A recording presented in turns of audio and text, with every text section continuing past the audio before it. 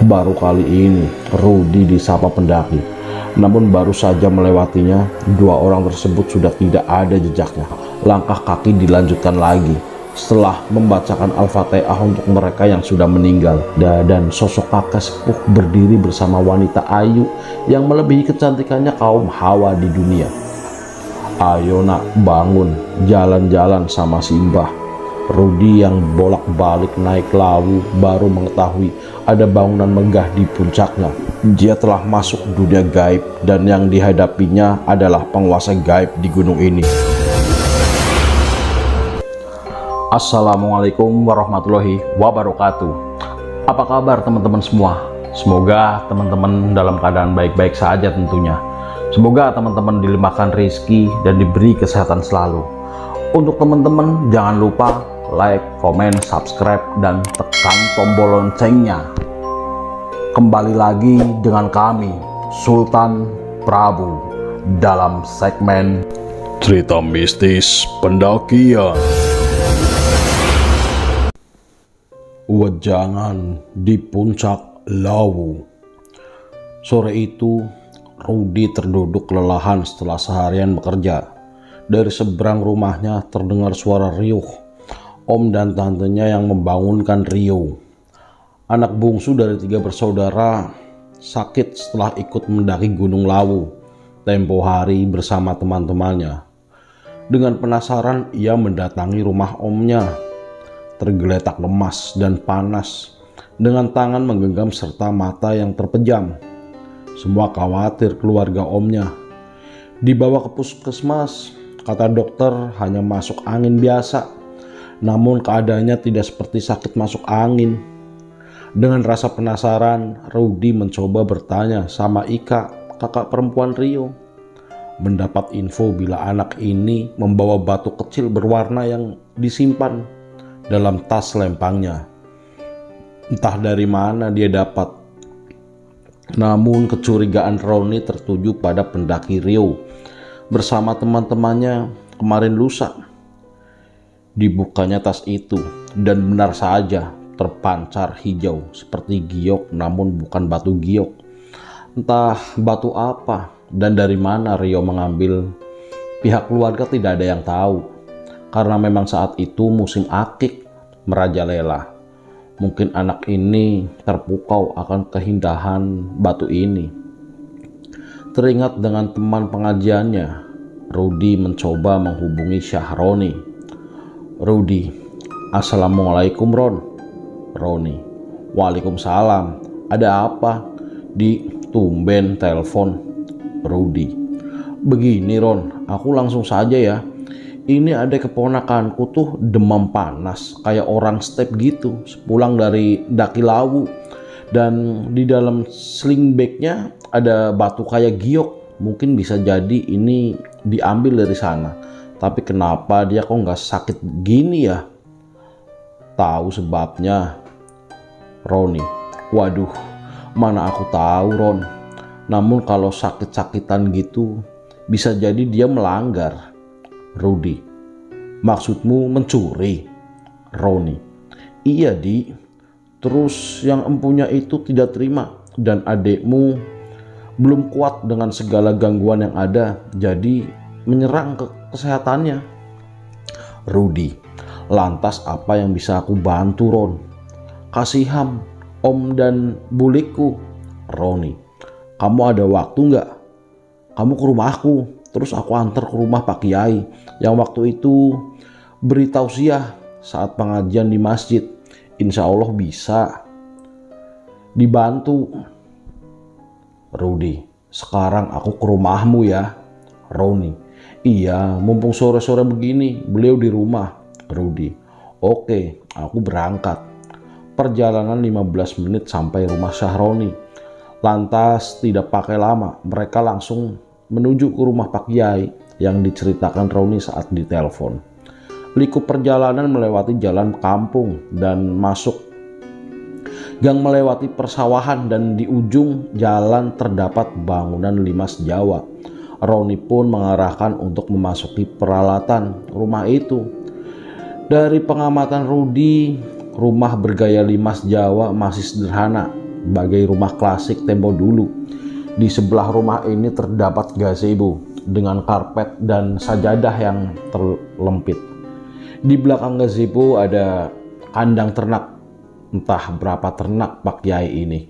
Dari mata Rudi ada 4 kandang ternak yang besar. Ternyata yang membantu mengurusi semua ternaknya adalah santri yang mondok di bangunan belakang rumah utama ini. Baru melihat sekeliling halaman rumah, dari samping ada pemuda yang menanyakan maksud tujuan kami. Setelah kami ceritakan untuk sowan Pak Kiai, pemuda ini mempersilahkan kami duduk di kursi teras depan menanti Pak Kiai selesai mengajar ngaji anak-anak penduduk setempat. Tak berapa lama Pak Kiai datang menghampiri Rudi dan Roni. Wajah sepuh namun masih gagah dan wangi duduk di depan mereka. Dengan tutur kata halus Pak Kiai menanyakan apa tujuan pengen bertemu. Pak Kiai, ada apa nak? Sore-sore ke rumah.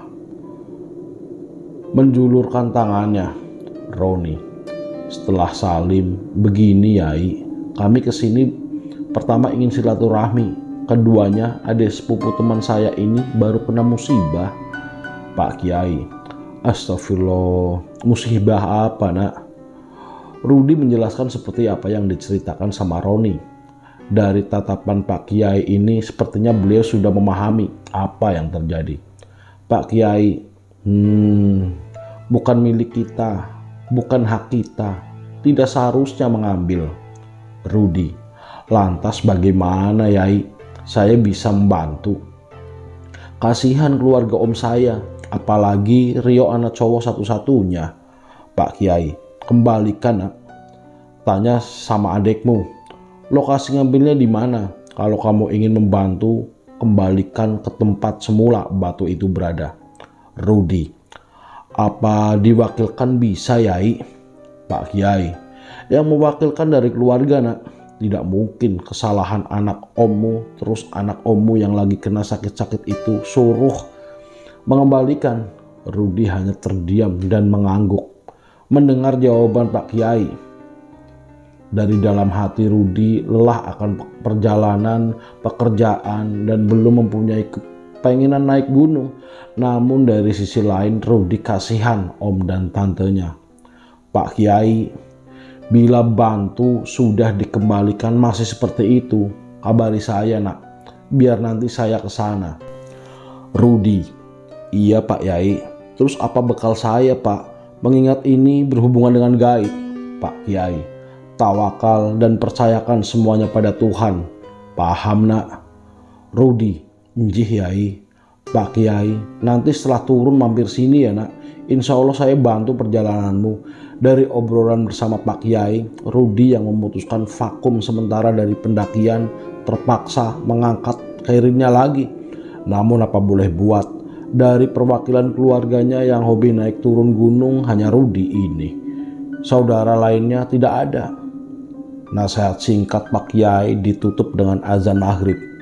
Rudi dan Roni putuskan jamaah di masjid dusun ini bersama Pak Kiai dan santri-santrinya.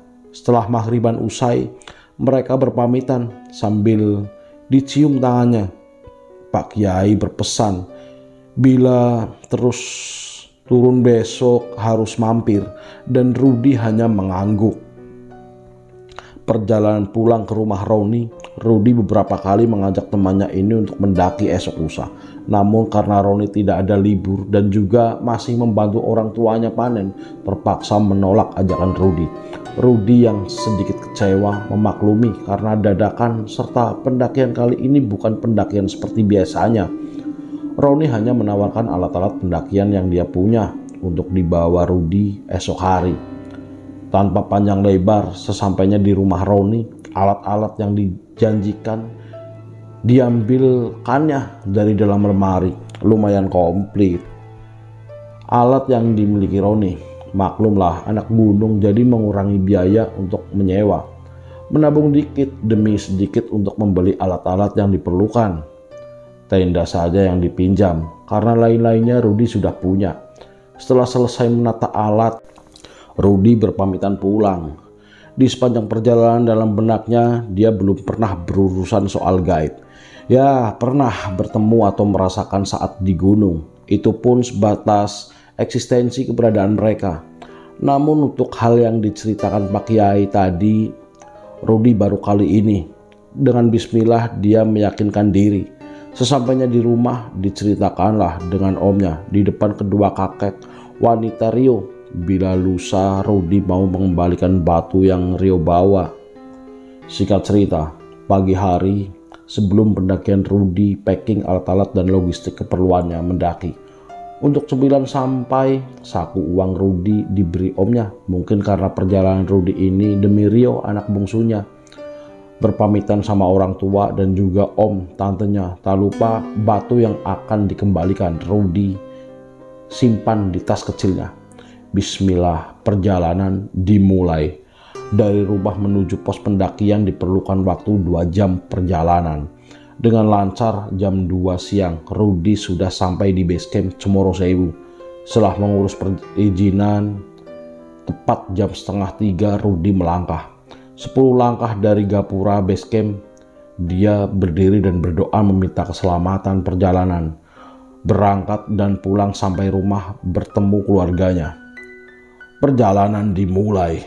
Memasuki hutan kaki masih semangat melangkah. Di sendang sebelum pos 1 ia memutuskan break dan menunaikan sholat asar. Ya, karena di sini ada sendang bisa dipakai untuk berwudu. Setelah sholat dia nyebat untuk memecah kejenuhan solo hikingnya. Keanehan dirasa. Yang dibawa tadi cerah namun saat sholat berubah berkabut. Kabut. Tapi kok tidak berpapasan sama orang ya. Biasanya jam segini jam-jamnya para porter logistik turun. Gumamnya hati Rudi yang penuh pertanyaan.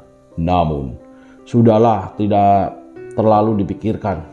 Yang menjadi utama batu ini kembali ke tempat semula dia berada. Rokok sudah habis, dilanjutkan lagi melangkah. Menapaki kaki di jalur berbatu. Pos 1 terlewati. Masih sama dengan tadi, seolah Lawu menyambut perjalanan dengan sendirian. Shelter pos 1 yang sepi tak menghentikan kakinya, tetap konsisten melangkah. Dalam pikirannya mengingat tausiah Pak Kiai yang bila setiap perjalanan fungsikan mulut untuk berzikir atau bersolawat. Dan dilakukanlah apa saran-saran dari Pak Kiai yang diberikan. Waktu jago terlihat. Tanda pos 2 sudah dekat. Jam sudah menunjukkan jam 5 sore.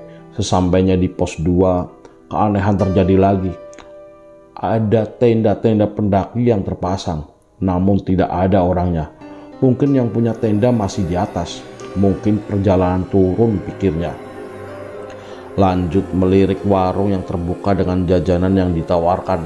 Namun tidak ada keramaian seperti biasanya. Entah kesunyian terus yang menemaninya perjalanannya. Berhenti sebentar mengamati sekitar pos 2. Tidak ada sahutan atau suara orang berbicara. Walau mata terbatas kabut, suara pasti tidak membohongi. Namun apa daya, ya mulailah jalan lagi mengingat sebentar lagi maghrib tiba. Targetnya maghrib di pos 3. Setelah setengah perjalanan ada suara dari atas yang turun. Bro, bro, bro. Suara sepatu. Ditunggu-tunggu sambil melangkah naik, namun hanya suara-suara. Belum bertemu orangnya. Mungkin suara masih jauh, terpantul karena gema. Saat dia berhenti di jalur untuk melemaskan kaki, bro, bro, bro, disertai suara orang. Ternyata ada pendaki yang turun bersimpangan dengan Rudi, namun mereka tidak menyapa dan sambil berlari turunnya. Rudi yang dari awal menyapa satu-satu mulai kebingungan. Kenapa dia tidak disapa? Bukannya dia jelas di jalur.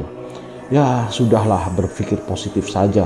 Mungkin menjawab sapaannya, namun karena sambil berlari suaranya tidak terdengar. Diputuskan lanjut berjalan dan melangkah tanpa menghiraukan apa yang terjadi. Setapak kakinya melangkah masih dengan doa dan mulut yang komat kamit berzikir. Dari jauh suara azan berkumandang. Berhenti sejenak menghormati azan. Dan setelah azan melanjutkan melangkah, sampailah di pos 3 dan lagi-lagi ada 2 tenda yang berdiri namun tidak ada orangnya. Dari berkali-kali menemukan kejadian yang sama, kali ini Rudi tidak terlalu memikirkan. Dia lantas bertayamum pada batu dan sholat maghrib. Setelah selesai beribadah, dia rehat sebentar sambil makan roti dan rokok sebatang. Aneh, ini orang pada kemana? Masa jam segini masih di puncak? Mau turun jam berapa? Baru selesai dibicarakan sendiri, ada rombongan turun dari atas. Bro, dan ngomong bersama teman rombongannya, namun menghiraukan kehadiran Rudi. Dan Rudi hanya mengernyitkan dahi. Sudahlah, mungkin pendaki sekarang beda dengan pendaki dulu. Sehabis 1 bungkus rotinya sama rokok, beberes sampah, sisa makanannya dimasukkan ke kantong kecil yang dipersiapkan. Langkah Rudi dilanjutkan kembali dengan senter di atas kepala, mengingat hari sudah gelap. Tas steril yang seharusnya berat entah kenapa selama perjalanan terasa enteng, atau mungkin terbiasa dengan kerjaan kasarnya. Jadi beban berat sudah mulai tidak dirasakan di badan Rudi. Trek pos 3 ke pos 4 yang terkenal curam, tanjakannya dilalui dengan mudah, walau sesekali berhenti mengatur nafas dan meregangkan otot kaki agar tidak kram. Baru meregangkan sebentar, dari atas ada 2 pendaki turun tanpa senter. Bro, mari mas. Baru kali ini Rudi disapa pendaki. Dengan senyum dijawablah sapa orang tersebut. Namun baru saja melewatinya, 2 orang tersebut sudah tidak ada jejaknya. Ditoleh dengan senter terikat di kepala sudah tidak kelihatan, walaupun kabut, namun dari bantuan senter bayangan masih ada. Kali ini tidak. Ada apa lagi ini yang lewat? Bentar, tadi yang turun pakaiannya combang-camping. Apa dia? Tak pakai lama, langkah kaki dilanjutkan lagi setelah membacakan Al-Fatihah untuk mereka yang sudah meninggal. Masih dengan zikirnya, tanjakan pos 3, 4 terlalui.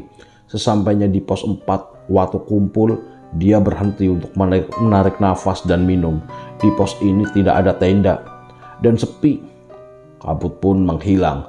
Dari pos ini, gemerlap lampu kota Timur Lawu berwarna-warni. Namun misinya untuk mengembalikan batu yang diambil Rio tak membuatnya terlalu lama terpesona dengan keadaan alam malam ini. Dia ingat, dia belum sholat isya yang sudah terlewati. Dia bergegas untuk lanjutkan melangkah dan membuka tenda di sekitar tempat Rio menemukan batu itu. Perjalanan melewati gua yang menganga di kiri jalur. Langkah kakinya terhenti akan suara sapaan seorang di jalur menuruni goa. Melalui mulutnya dia memberikan salam dengan sopan dan menunduk karena terlihat sosok itu lebih tua darinya. Dengan tersenyum sosok itu menganggukkan kepala, memberi tanda mempersilahkan melanjutkan perjalanan. Sesampainya pos 5, warung sepi, tidak ada pendaki atau aktivitas. Dari ujung tanah lapangan ia melihat sekitar yang terlihatnya asing. Padahal baru 2 bulan lalu dia dengan Roni menaiki lewat jalur ini. Diputuskan tenda dibangun sebelum sendang derajat. Karena lokasi situ ada savana dan aman dari pohon tumbang bila ada badai angin. Sesampainya di lokasi yang dituju, tas yang dari tadi menempel di punggung mulai dibuka. Dengan celingukan ia bertanya dalam hati, kenapa kabut ini ada lagi? Dan kenapa tidak ada angin? Biasanya bila kabut turun ditemani hembusan angin, kali ini tidak. Sudahlah. Mungkin benar kata Pak Kiai, kalau bila semua diserahkan kepada Tuhan, pasti dapat perlindungannya. Tenda pun berdiri, alat-alat sudah dimasukkan dalam tenda. Tak lupa, tali temali dicek satu persatu untuk menjaga keamanan bila badai datang. Setelah dirasa sempurna, Rudi masuk dalam tenda. Ia belum melepaskan sepatu karena ia akan mencari tempat yang diarahkan Rio ketika ditanya waktu itu. Dicarilah batu yang akan dikembalikannya dan mulai menyusuri jalur ke arah puncak. Ketemulah ciri-ciri tempat yang dikata Rio. Tanpa lama dia duduk bersila dan meletakkan kembali batu warna hijau di dekat batu yang besar sesuai dengan yang Rio ucap.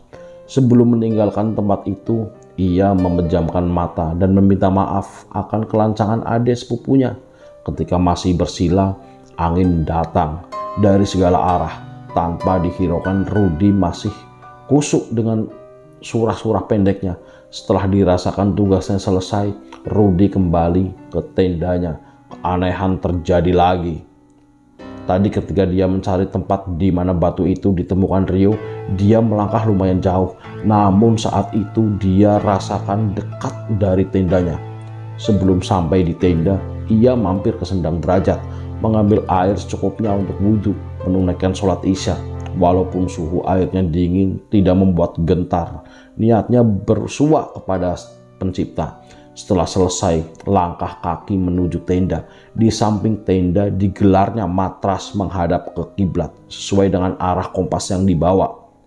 Kekhusyuannya beribadah membuat sunyi tempat mendirikan tenda. Boro-boro angin, kabut yang awalnya turun mulai menghilang dan aroma khas rerumputan puncak gunung menusuk hidung. Gemerlap binatang di atas kepala seraya menonton anak manusia beribadah.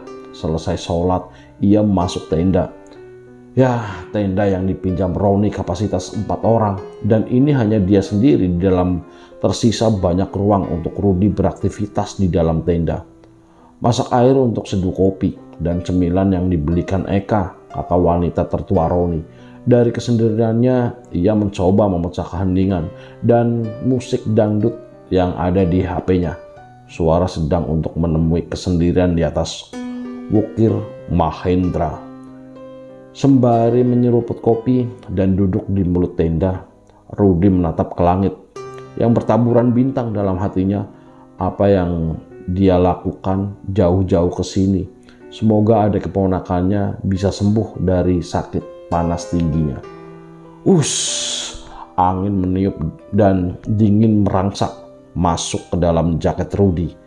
Dia putuskan untuk masuk sleeping bag kesayangannya. Di dalam tenda, mata Rudy masih terjaga, merasakan luar tenda yang begitu riuh. Berbagai macam suara dia dengarkan, namun hal semacam itu sudah menjadi biasa tatkala menaiki gunung. Malah suara musik dari HP-nya dia matikan. Dia tiduran dan menikmati suara langkah kaki dan suara obrolan orang di luar tenda. Entah jam berapa Rudy tidak ingat.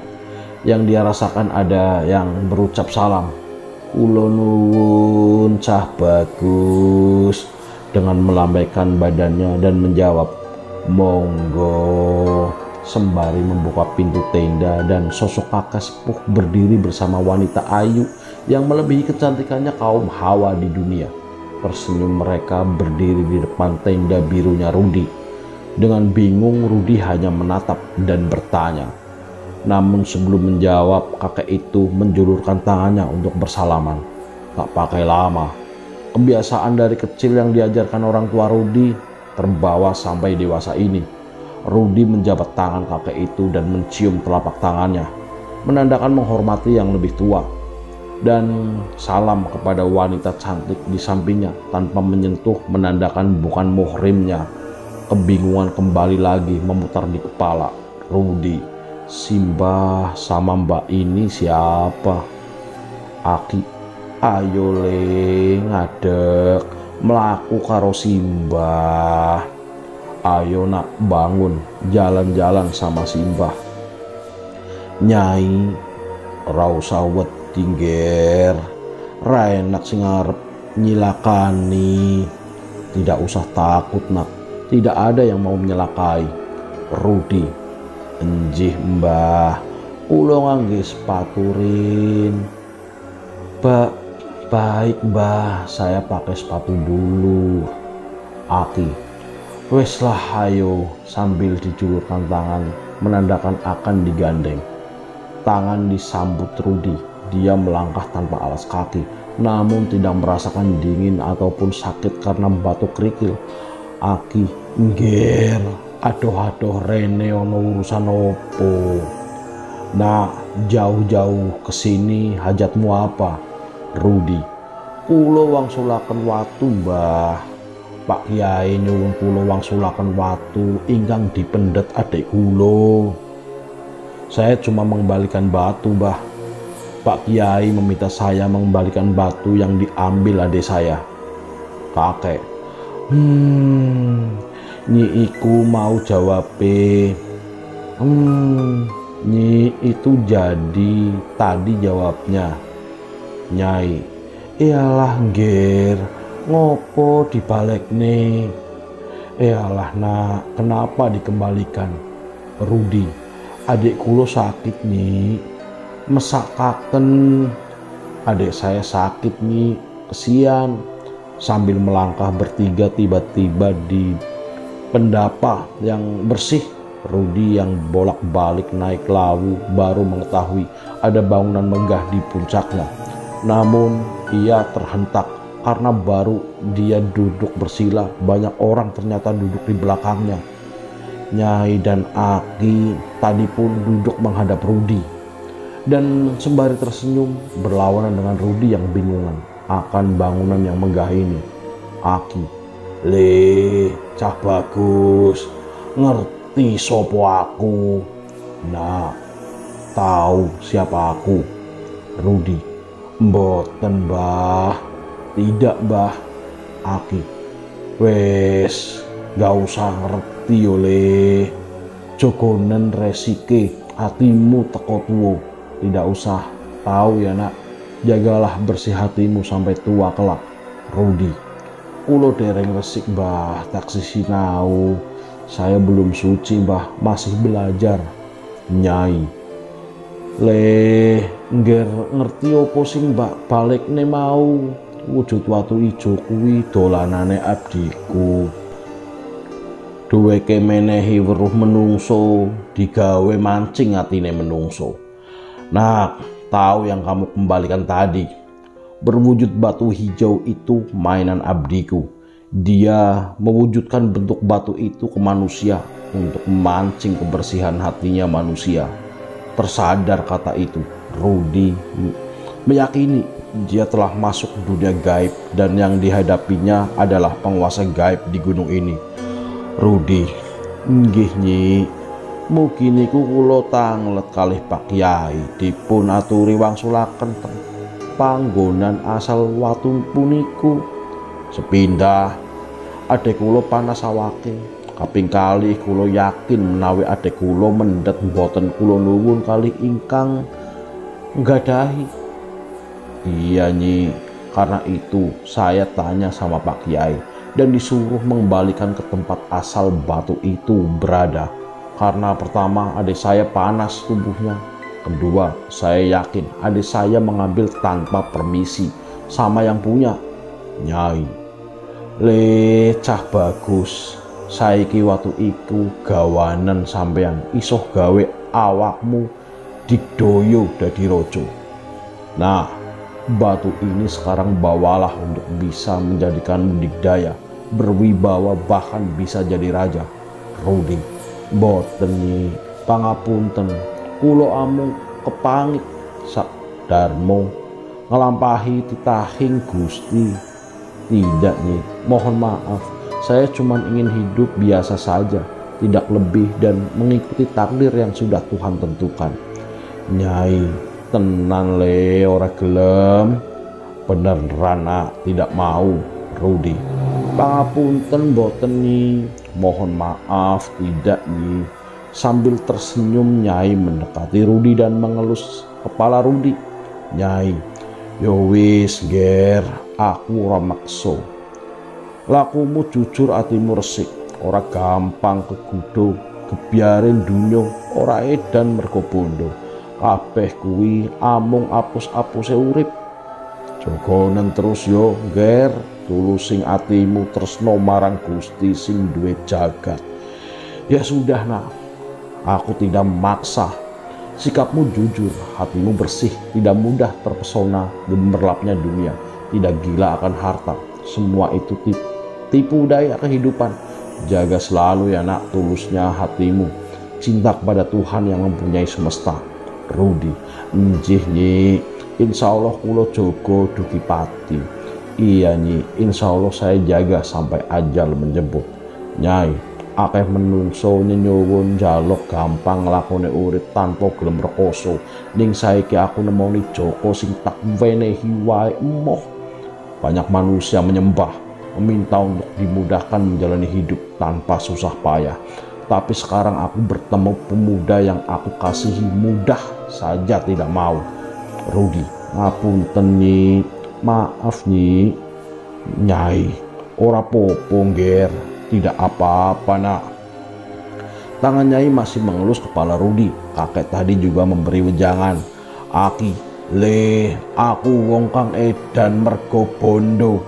Lelaku nyuwun bondon dunyo ning kabeh kuwi amung sedelo. Sing sejati kuwi urip tentrem ati. Nah, banyak orang yang gila karena harta, menyembah duniawi, tapi semua itu hanya sesaat. Yang abadi itu hidup dengan hati yang tentram. Rudi, njih Ki. Iya Ki. Aki, le, saiki balio nang keluargamu. Sesuk nek ono wektu selo moro mene, aku seneng karo jujure laku lan tulus atimu marang Gusti. Ademu wis mari. Nah, sekarang kembalilah ke keluargamu. Besok bila ada waktu longgar, kembalilah lagi. Aku suka dengan jujurnya sikap dan tulusnya hatimu. Bertuhan, ademu sudah sembuh. Rudi, njih Ki. Matur nuwun wejangan Nyai kalian Aki. Iya Ki, terima kasih nasihat Nyai dan Aki. Dengan salim ke kakek tua itu, Rudi berpamitan kembali ke tenda. Walaupun tidak tahu jalan tadi yang dilewati, namun baru beberapa langkah Rudi menengok bangunan pendopo yang megah berubah menjadi bukit. Dan kembalinya menengok ke jalur. Di depan beberapa langkah sudah sampai tenda. Setelah sampai di tenda, terus teng, teng, teng. Alarm subuh dari HP berbunyi dan Rudi terbangun dari tidurnya. Dengan bingung ia terduduk mimpi atau kenyataan yang dialami barusan. Tak pakai waktu lama, ia berjalan ke Sendang Derajat untuk berwudu, serasa kembali ke dunia nyata. Di sekitaran Sendang sudah ramai para pedagang yang mengambil air dan ia disapa beberapa pendaki yang melakukan summit di puncak. Dalam hati Rudi terjawab, bila mana kemarin dia berangkat naik memang memasuki alam gaib dan ujian hati untuk mengembalikan batu itu telah terlewati. Wudhu pun usai dan sholat pun selesai. Saatnya ia menatap matahari terbit dari dekat tendanya. Dengan sepoi-sepoi angin berhembus, dinginnya pagi di Wukir Mahendra menemaninya, menanti mentari yang menghampiri. Sambil jalan-jalan untuk sekedar berolahraga, ia mencoba kembali ke tempat ia meletakkan batu semalam, namun batu itu sudah tidak ada di tempatnya. Dalam hati sudah dikembalikan ke yang mempunyai. Tugasnya telah selesai. Dengan senyum dan senang karena banyak pelajaran yang ia dapati. Walaupun ia sendiri belum paham kakek dan Nyai itu siapa, setidaknya ia mendapat wejangan untuk kehidupannya kelak. Dari timur sembulat warna merah terpancar, mentari menunjukkan gagahnya menerangi bumi. Pesona karya Tuhan yang maha sempurna. Karena tidak berniat menuju puncak, pagi itu setelah membuat sarapan, Rudi bersiap untuk turun. Dia ingin cepat menemui Pak Kiai. Packing sudah selesai. Dia cek kembali agar tidak meninggalkan sampah di gunung ini. Tas yang dia bawa kembali seperti pendakiannya. Berbeda dengan kemarin. Saat naik lumayan berat dalam hatinya. Usai berdoa, Rudi mulai perjalanan turun. Banyak rombongan yang menyapa di jalan, bahkan bertemu dengan rombongan porter pengantar logistik, boyem, atau para pemilik warung di atas lawu. Perjalanan turun kali ini tidak sesunyi saat pendakian kemarin. Singkat cerita, jam 1 siang Rudi sudah sampai di base camp. Tanpa lama-lama dia segera menelpon omnya untuk bertanya kepada Rio dan mengabari kalau dia sudah turun. Alhamdulillah, dari telepon omnya bilang kalau Rio sudah mau makan dan panasnya mulai turun. Dengan senyum puas Rudi menggeber motornya menemui Pak Kiai, nuruti apa yang kemarin dipintanya. Sesampainya di rumah Pak Kiai, seperti ditunggu kedatangannya, Pak Kiai dan santri-santrinya menanti di teras rumah. Setelah melihat kehadiran Rudi, mereka mengucap syukur. Alhamdulillah. Rudi yang kebingungan hanya tersenyum kepada Pak Kiai. Diciumlah tangan Pak Kiai dan duduk bersama santri-santri yang memegang Al-Quran di tangan. Pak Kiai, Alhamdulillah nak, gimana perjalananmu? Sudah kamu kembalikan? Rudi, Alhamdulillah Yai, lancar walaupun saya bingung saat naik. Saya merasa saya ini bukan di alam manusia, Pak Kiai. Terus Rudi, ya tas saya berat menjadi enteng dan jarang berpapasan sama pendaki lain. Saat berpapasan pun mereka diam seperti tidak lihat saya dan menceritakan pengalaman-pengalaman perjalanan kemarin. Setelah selesai bercerita, Pak Kiai tersenyum. Pak Kiai, Alhamdulillah nak, ujian untukmu bisa kamu lewati. Sosok-sosok yang kamu ceritakan itu sejatinya sesama ciptaan Tuhan. Walaupun berbeda alam, ya kita sama makhluk ciptaan harus menghormati keberadaan mereka. Kamu dicelakain tidak, Rudi? Tidak Kiai. Pak Kiai, Alhamdulillah, jaga terus takwa ke Tuhan ya nak. Dari pengalaman ini kamu bisa mengambil banyak pelajaran dan hikmahnya. Mereka yang pendek akal banyak yang menggadaikan jiwanya demi harta, sampai lupa siapa mereka yang sembah. Namun dari ceritamu, mereka sendirilah mengakui bila mereka juga ciptaannya. Maka dari itu, hanya kepada Tuhanlah tujuan kita meminta. Rudi, iya Pak Yai, saya pun memahami. Tidak serta-merta kita menyalahkan mereka, karena memang mereka tugasnya menjebak kita. Bukan seperti itu Pak Kiai. Pak Kiai, iya nak, harta dan tahtalah yang menjadikan manusia buta. Astagfirullah. Rudi, iya Pak Kiai, terima kasih bantuannya. Dari panjenengan saya mendapatkan ilmu kehidupan. Sekalian saya mau pamit untuk pulang, mau melihat keadaan Rio. Pak Kiai, iya sama-sama. Ini air dibawa ya, nanti diminumkan ke Rio. Ini tadi kami di sini membaca tahlil untuk keamanan perjalanan kamu dan Rio. Rudi, terima kasih Yai, saya pamit. Assalamualaikum. Rudi kembali mengendarai motornya untuk kembali ke rumah. Sampainya di rumah, dia segera bergegas ke rumah omnya untuk memberikan air yang dititipkan Pak Kiai tadi. Namun baru sampai depan rumah, bertemu Rio yang sudah duduk di teras. Terlihat anak itu sudah sehat dan diberikannya titipan air tadi. Om, tante, dan kedua kakek perempuannya pun menyambut Rudi dan mendengarkan cerita pengalamannya. Rio yang terduduk menyesali perbuatannya, sesekali meminta maaf akibat sikap sembrononya merepotkan kakaknya Rudi. Namun di sisi lain, Rudi merasakan pengalaman yang luar biasa dan ia berencana ketika Roni libur mengajaknya naik lagi untuk sowan Aki dan Nyai. Kisah ini saya tulis dari pengalaman teman saya. Nama saya samarkan sesuai permintaan wejangan Aki dan Nyai. Banyak namun hanya sebagian yang saya tulis mengingat keterbatasan media. Semoga memberi hiburan dan mohon maaf bila tidak horor. Rahayu Sagung Dumadi.